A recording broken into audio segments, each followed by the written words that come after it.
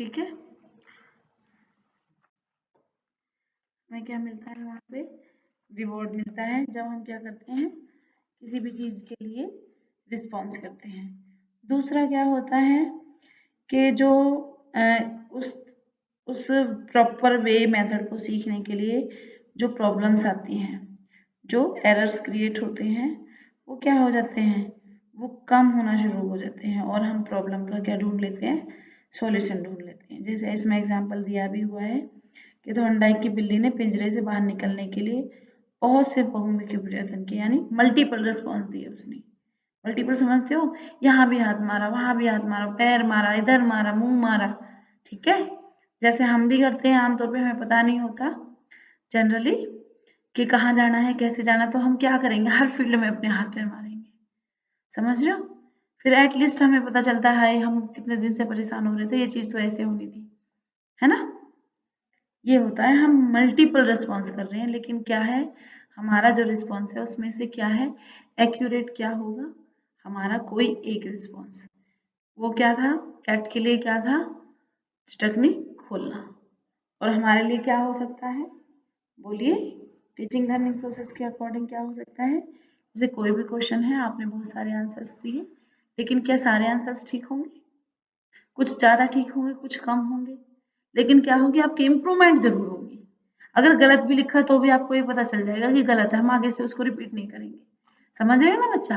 बस यही चीज एक आप समझ लो इस थ्योरी में, कि आपको थ्योरी पूरी तरह से समझ आ जाएगी कि कोई भी प्रॉब्लम है उसको आपको दिया गया है, स्टिमुलस दिया गया है, आपको रिस्पॉन्स करना है, तो कुछ गलत करोगे, कुछ सही करोगे, trial and error theory, bar bar problem create होगी, फिर एरर आएंगे, फिर आप ट्राई करोगे, फिर एरर आएंगे, और एटलीस्ट क्या हो जाएगा, सक्सेस। तो जैसे ही आपको सक्सेस मिलती जाएगी स्टेप बाय स्टेप, आप क्या करते जाओगे, आपको पता चलता जाएगा कि अब हम कितना गलत करें और कितना सही।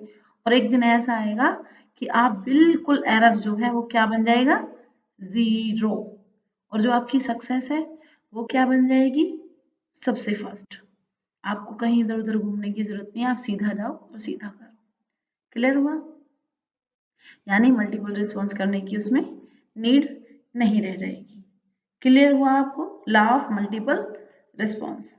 नेक्स्ट है लॉ ऑफ सेट और एटीट्यूड। अब इसमें जैसे आपको एटीट्यूड से समझ में, बच्चों आप एटीट्यूड से क्या समझते हो, आजकल एक कॉमन सा वे बना रखा है, उसमें बड़ा एटीट्यूड है, लेकिन एटीट्यूड एक्चुअली में वर्ड क्या है, कोई बताएगा, what is the attitude. Ma'am मेरे हिसाब से जो एटीट्यूड होता है ना, कि जो सामने वाली प्रॉब्लम होती है उसको हम किस वे में लेते हैं और उसके लिए हम कैसे रिस्पॉन्ड करते हैं, हम उसको एटीट्यूड बोल सकते हैं। कि जो हमारा एटीट्यूड यही है एग्जैक्टली, कि हमारा दृष्टिकोण कैसा है, यानी हमारा नजरिया कैसा है चीजों को देखने का, चीजों को समझने का। अब इसमें भी पॉजिटिव नेगेटिव दो थिंग्स आ जाती है, कि आपका पॉजिटिव एटीट्यूड है तो आप हर चीज को पॉजिटिव वे में देखोगे, समझ आ रहा है ना बच्चा। अगर आपका नेगेटिव है तो आप किस में देखोगे, नेगेटिव वे में देखोगे, समझ रहे हो। फिर आपका रिस्पॉन्स कैसे आएगा, हाँ एग्जाम्पल देना है। Ma'am example, yes ma'am. जैसे फॉर एग्जाम्पल, इसके लिए मैं देखती हूँ आपने कुछ इसमें है तो, अगर आपकी बुक से रिलेटेड मैम मैं दूं ऐसे एग्जांपल, थ्योरी से रिलेटेड दे सकते हो बेटे, मैं थ्योरी से रिलेटेड देती हूँ, आप जनरली दे दो, जनरली बता दो। नहीं हम्म, हाँ हाँ मैम बताओ, एक्चुअली मैं जनरली बताओ। नहीं बोल रही हूँ गलत, जैसे आप पढ़ा रहे हो हाँ हमें, जी एक हाँ बच्चे जी। हमने गलती कर ली, हम्म, साथ में कोई और उसने गलती कर ली, तो जी आपने जी। हमें दोनों को डांटा। हम्म, तो किसी की अगर मेरा हाँ एटीट्यूड अगर नेगेटिव होगा बिल्कुल तो मैं बिल्कुल, डांटूंगी, हाँ मैं मैं समझ आपकी गई। बात को समझूंगी। और जिस दूसरा बच्चा होगा वो अप्रोच भी नहीं माना हाँ, कि आपने ये बोला, तो वो नेक्स्ट टाइम अगर मुझे यस यस डांटेगा, यस, अगर मेरा एटीट्यूड नेगेटिव होगा तो मैं नेगेटिव ले लूंगी कि यार मेरे से इंसल्ट हो चुकी है हाँ, पहले से। तो नेगेटिव एटीट्यूड फिर कहीं डिक्लाइन कर जाता है स्टूडेंट के लिए भी। और नेगेटिव एटीट्यूड की एक और भी डिफेक्ट होता है बेटे, ये आपको तो करता ही करता है, सामने वाले बंदे को भी करता है। या फिर नेगेटिव आप किसी और के लिए हो रहे हो तो फिर वो अपने लिए भी हार्मफुल है। इसलिए कभी भी किसी भी चीज में, और खासकर आपको टीचर बनना है तो टीचिंग लर्निंग प्रोसेस जो है, अगर आपका कोई स्टूडेंट है भी ऐसा, तो भी हम उसे मोटिवेट ही करेंगे, ठीक है ना बच्चा। और जो टीचर्स होते हैं, जैसे आप अभी बनने वाले हो, एटीट्यूड हमारा सोचने का नज़रिया, क्योंकि हमें किसके रिगार्डिंग काम करना होता है, सोसाइटी के रिगार्डिंग। क्योंकि हम क्या रेडी करते हैं, क्या प्रिपेयर करते हैं, हम उनको बनाते हैं जिनसे आने वाला समाज बनता है। समझ रहे हो ना बच्चा? हमारे स्टूडेंट क्या है, नेक्स्ट आने वाली पीढ़ी है। अगर आज हम उन्हें कुछ देंगे तो ही तो वो अपने स्टूडेंट्स को आगे कुछ दे पाएंगे। जैसे फॉर एग्जाम्पल मैं आज आपको रेडी कर रही हूँ, तो नेक्स्ट कल आप अपने स्टूडेंट को अच्छे से रेडी कर पाओगे। ट्रेंड आप हो, अच्छे से वेल सेट हो, तो आप अपने स्टूडेंट को भी अच्छा पढ़ा पाओगे। तो क्या होना चाहिए, एटीट्यूड तो हमारा पॉजिटिव ही होना चाहिए हर हाल में। 99% हमारा एटीट्यूड पॉजिटिव होना चाहिए। 1% ऐसा होना चाहिए कि चलो इट्स ओके, कोई चीजें नहीं हमसे बर्दाश्त होती, जहाँ पे थोड़ा सेल्फ रिस्पेक्ट की बात आ जाती है, लेकिन उस चीज को ईगो से नहीं जोड़ना है। आजकल ना एटीट्यूड वर्ड को ना ईगो से जोड़ दिया है लोगों ने, है ना, कि नहीं उसके अंदर बड़ा एटीट्यूड है, उसके अंदर बड़ी ईगो है। कई बार ये होता है कि सेल्फ रिस्पेक्ट की वजह से भी कुछ चीजें हो जाती हैं। समझ रहे हो वैसे? ईगो, एटीट्यूड, एप्टीट्यूड, इन ये वर्ड ना मिक्स हो रखे हैं। इनकी जो एक कहूँ कि एक डेफिनेशन क्लियर करना अपने आप में आजकल थोड़ा सा पंजाबी में बोले तो औखा हो गया है। कैसे कि समझ नहीं पाते, खुद नहीं समझ पाते, फिर स्टूडेंट्स को नहीं समझा पाते। लेकिन आपका पॉइंट ऑफ वे जो बेटे आपने बताया, मैंने नाम नहीं देखा अपना, कौन से बच्चे ने रिस्पॉन्ड किया था, ये बिल्कुल सही है। लेकिन अगर हाँ, अच्छा सिस्टम, अगर बेटे हम इसी चीज को टीचिंग लर्निंग प्रोसेस से जोड़ के देखते, आपने वैसे उसके रिगार्डिंग ही बताया है, क्योंकि टीचर और स्टूडेंट का ही बताया, लेकिन अगर हम थ्योरी के अकॉर्डिंग देखें तो इसे ट्रायल एंड एरर के अकॉर्डिंग लगाएं तो क्या एग्जाम्पल सूट करता है? जैसे एक्सपेरिमेंट हुआ है ना हमारा, छोड़ो सारी चीजें, एक्सपेरिमेंट हुआ है ना, पहला एक्सपेरिमेंट, कैट से जोड़ के बताओ इस चीज को। एटीट्यूड कहाँ से सेट होगा, क्या था उसके अंदर, पॉजिटिव था एटीट्यूड। उस टाइम जिस टाइम बंद किया गया था कि मुझे क्या चाहिए, उसकी नीड थी, भूख थी उसे, तो एटीट्यूड क्या बन गया, ऑटोमेटिकली पॉजिटिव बन गया। कई बार जब हमें जॉब की जरूरत होती है तो हम जहाँ पे नहीं करना चाहते हैं वहां पे भी जॉब कर लेते हैं, और चीजों को ना सोच लेते हैं, पॉजिटिव वे से सोच लेते हैं कि चलो कोई नहीं, ये चीज ठीक है। तो ऐसे ही जब कैट को एक सिचुएशन में, क्योंकि वो भूखी थी, तो उस टाइम उसका क्या था, पॉजिटिव था कि मुझे ये खाना ही खाना है। अगर उसके मन में उस टाइम ये चीज होती नेगेटिव, कि अगर मैंने इतना मतलब ट्राई कर लिया और मेरे को नहीं हो रहा है, स्टमी नहीं खुल रही है, तो क्या होता, वो थक हार के बैठ जाती, क्या उसे फिश कभी मिल पाती? नहीं। ये है, तो क्या है इसमें जो बताया गया कि हमारे जो मन की वृत्ति है, यानी एटीट्यूड, वो क्या हुआ, मनोवृत्ति, उस टाइम उस रिगार्डिंग क्या है, ये किस पे डिपेंड करता है, हमारे एटीट्यूड पर। पॉजिटिव है या नेगेटिव है, हम अपना काम पूरा कर पाएंगे या नहीं कर पाएंगे। बहुत हो गया एटीट्यूड, तो अब आप लोग समझ ही गए होंगे। टीचिंग लर्निंग प्रोसेस के अकॉर्डिंग भी बेटे मैंने आपको समझा दिया, और एक्सपेरिमेंट के अकॉर्डिंग भी समझा दिया, और एक नॉर्मल लाइफ में एटीट्यूड का क्या रोल है मैंने आपको ये भी क्लियर कर दिया। सारे पॉइंट्स क्लियर हुए आपको? बोलिए। ठीक है, हम नेक्स्ट करें, लॉ ऑफ पार्शियल, आप वो चीजें आ गई अब आपकी, पार्शियल एक्टिविटी। अब इसमें है कि जो आप लोगों ने कल बताया था कि मैम एक ये भी होता है, ये पॉइंट सब इसमें आ गया सेकेंडरी में। इसमें क्या है कि जब कोई भी इंडिविजुअल इस चीज के लिए कैपेबल होता है कि वो क्या कर सकता है, कि एक एक यूज और एक अनयूज, मान के चलो मैं आपका टाइम वेस्ट कर रही हूँ और एक टीचर आपका टाइम अच्छे से ले रहा है, तो आपको पता चल जाएगा, डिफरेंस कर पाओगे। आवाज क्लियर नहीं आ रही स्नेहा बेटा?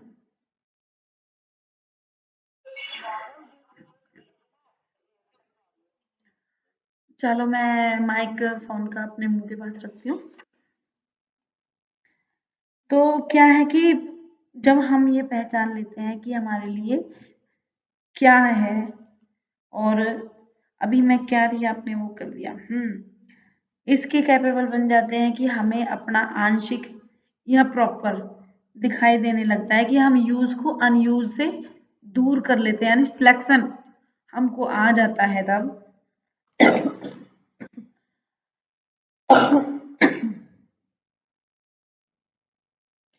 तब उसमें क्या होता है कि जो सीखने वाली जो प्रॉब्लम आ रही है,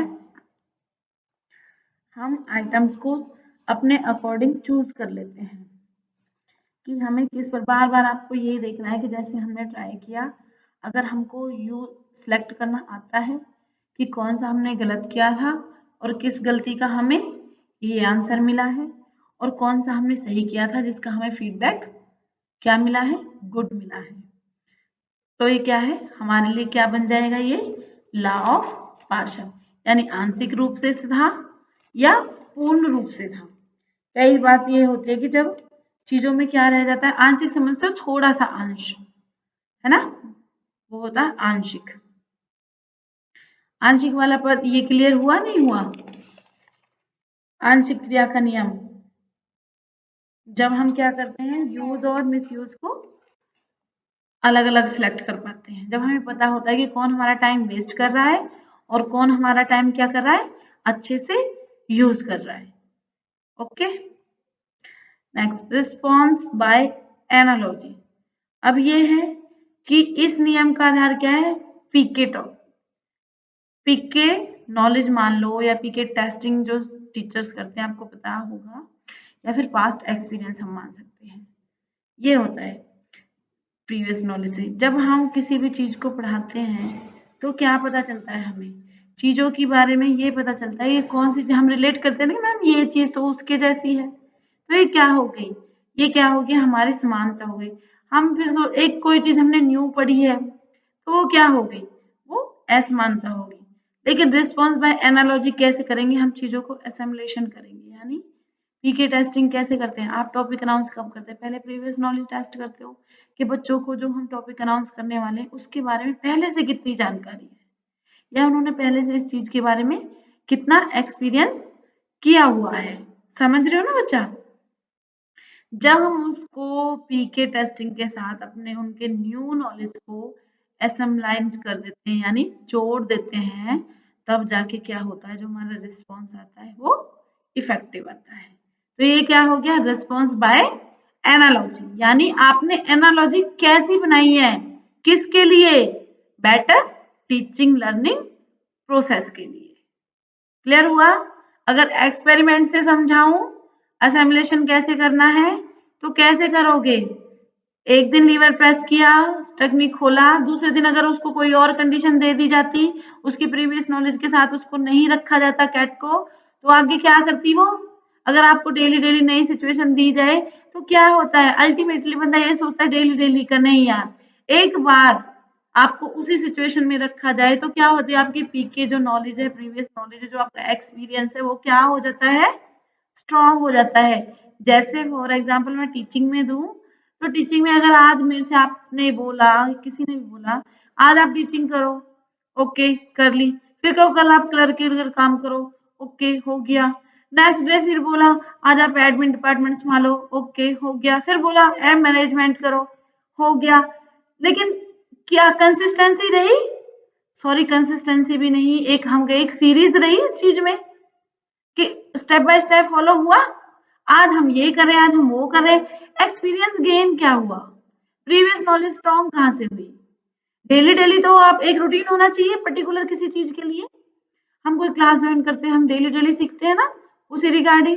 ये है इसमें कि हमको क्या एसोसिएटिव लर्निंग होनी, शिफ्टिंग होनी चाहिए, कि जो हमारी पीके टेस्टिंग है, पीके नॉलेज है, प्रीवियस नॉलेज जो हमारे पास है उसके साथ रिलेट हो रहा है या नहीं हो रहा, तभी हम न्यू थिंग्स सीखते हैं। क्लियर हुआ बेटे? बोर तो नहीं हो रहे हो? पॉइंट्स ज्यादा हैवी तो नहीं लग रहे हैं? रिलेट कर करके लर्न करो, याद हो जाएंगे। थोड़े हैवी हैं क्योंकि अभी बीए करके आए हो, थोड़ा सा मुश्किल लगेगा, लेकिन बेटे ये मैं भी इसलिए आप लोगों को प्रेशराइज कर रही हूँ या फिर सपोर्ट कर रही हूँ, कुछ भी मान लो, कि जो ये थ्योरीज हैं वेरी वेरी इंपॉर्टेंट है, हमने भी पढ़ा है, आप भी पढ़ोगे, नेक्स्ट भी पढ़ोगे, क्लासेस के ऊपर, स्टूडेंट्स के ऊपर बच्चा अप्लाई होते हैं। अगर आप एक अच्छे टीचर हो, अकॉर्डिंग टू साइकोलॉजी पढ़ाना चाहते हो, इफेक्टिव लर्निंग करना चाहते हो, टीचिंग लर्निंग प्रोसेस स्ट्रॉन्ग बनाना चाहते हो, very very important. Competitive exams देना चाहते हो, वेरी वेरी इंपॉर्टेंट। ठीक है, और मुझे नहीं लगता कि इतना पढ़ाने के बाद आप भूल पाओगे। बस एक्सपेरिमेंट माइंड में याद रखना, पॉइंट्स अपने आप क्लियर होते चले जाएंगे। क्लियर हुआ? हैवी तो नहीं हुआ? टाइम भी हो गया आपके क्लास का। बस एक आपको लॉ ऑफ फ्रीक्वेंसी बचता है कि नवीन से कैसे जोड़ना है, एक आपका लॉ ऑफ प्राइमरी। प्राइमरी तो आप लोग सब समझते हो कि जो first impression is the last impression. कि अब कुछ कहना है आपको प्राइमरी के बारे में, कि जो हम स्टार्टिंग, जहाँ से हमारा बेस बनता है, जो हमारा फर्स्ट है, क्यों कहा जाता है first impression is last impression? अगर आपने आते ही शुरू में बोला जाता है ना, आप तो लड़कियां हैं, चलो छोड़ो, मैं एक थोड़ी वो है जोक है, हंस लेना। शुरू में शादी होती है, क्या बोला जाता है? घर वाले सिखाएंगे कुछ नहीं कहना है, कोई sister in law, mother in law कुछ कहे, चुप रहना है, बोला जाता है ना। क्यों बोला जाता है? नवीनता। धीरे धीरे क्या होगा, बोलते भी लोग, आप भी आप नए नए हो, थोड़ा थोड़ा बाद में क्या हो जाएगा, एडजस्ट हो जाएगा। एडजस्ट नहीं, सब सही हो जाएगा, सॉरी ऐसे बोलते सही हो जाएगा, लेकिन सही नहीं होता। वो पता है क्या होता है, हम लोग एडजस्ट कर लेते हैं, और जो हमारी मेंटेलिटी है ना, वो उस चीज को एक्सेप्ट कर लेती है। और बहुत से लोगों की अगर नहीं एक्सेप्ट कर पाती हो पाती है, तो आपने देखा भी है, फिर होता क्या है, अल्टीमेटली डिवोर्स हो जाते हैं, डाइवोर्स एक दूसरे का। समझ रही हो ना? तो क्या हुई, नवीनता।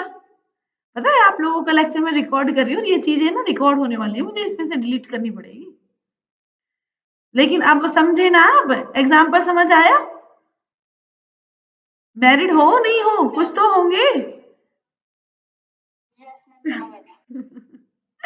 ये होता है, ठीक है, कि हम अपनी प्रीवियस नॉलेज के साथ उनको यूज करके आगे हम कैसे एडजस्ट करते हैं किस चीज को, नई, न्यू, नूतन, नवीन, वो क्या होती है, हमारी ससुरालें। क्लियर हुआ? और फिर ये आता है उसके बाद बिलोंगिंगनेस, यानी स्वामित्व, अथॉरिटी। क्या करती हैं बहुएं, धीरे धीरे जाके क्या होती है, 8-10 साल आफ्टर चाइल्ड बोर्न या कुछ भी, थोड़ा थोड़ा असर्टिव हो जाते हैं, चीजें क्या हो जाती हैं, बिलोंगिंगनेस में आ जाती हैं, बिलोंग करने लगती हैं। सास को भी नहीं पता चलता घर में आपने कहाँ चीजें कौन सी उठा के रखी है, किचन की सामान कहाँ है, क्या हो गया, ये अथॉरिटी चेंज होगी। किसी दिन आप आए थे, आपको पता नहीं था, और धीरे धीरे क्या हो गया, आपके हवाले सारी चीजें होगी। मानते हो इस चीज को? लेकिन बेटे उसमें क्या देना, आपने बहुत भट्टी की तरह तपना पड़ता है उसमें, गोल्ड को जैसे प्योर किया जाता है ना, ऐसे है ससुराल लाइफ। उसके बाद आपको सक्सेस मिलती है। बार बार ट्राई करोगे, बार बार एरर आएगा, बार बार ट्राई करोगे, बार बार एरर आएगा, लेकिन एटलीस्ट जो बंदे एडजस्ट कर लेते हैं, प्रीवियस नॉलेज यूज कर लेते हैं बेटे, और सबसे बड़ा क्या होता है, अपना एटीट्यूड पॉजिटिव रखते हैं हर हाल में, तो क्या होता है, उनके घर टूटने से बच जाते हैं। लेकिन अगर थोड़ी थोड़ी चीजों पे पैनिक होता है, तो फिर वो चीजें कंटिन्यूसली होती चली जाती हैं। यही एक ट्रायल एंड एरर थ्योरी है। अब आपको मैंने सारा इसका क्लियर कर दिया है। मैं पीडीएफ सेंड करूंगी अभी आपको, देख लेना, जिसमें इसके पॉइंट्स वगैरह दिए हुए हैं, मैं वो सारे वो रिटर्न दे दूंगी पीडीएफ में। ओके, 1-2 जगह स्टार बने मिलेंगे आपको, पीडीएफ में शो होगा, वो आप थोड़ा अच्छे से देख लेना। ओवर तो नहीं हुआ, बोर तो नहीं हुए? वैसे मैं आप लोगों को पढ़ा के बिल्कुल बोर नहीं होती। मैं आपकी वो बंद करती हूँ।